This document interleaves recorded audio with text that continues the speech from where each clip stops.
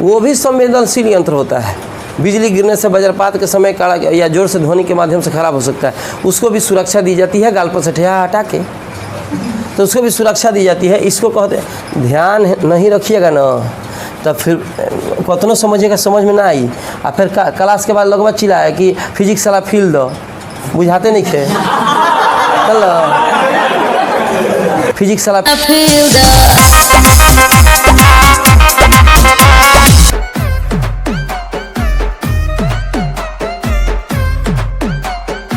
का क्या बड़ा बताएंगे, फिजिक्स समझेगा ना, खड़ा हो गए गाड़ पर ठेहा रखो, दिमाग कहाँ चले जाएगी अंतरिक्ष में।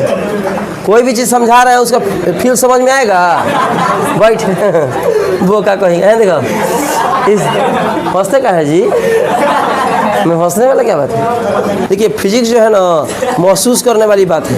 अब तारा के कहे महसूस करबे वहू पर दिक्कत बा, महसूस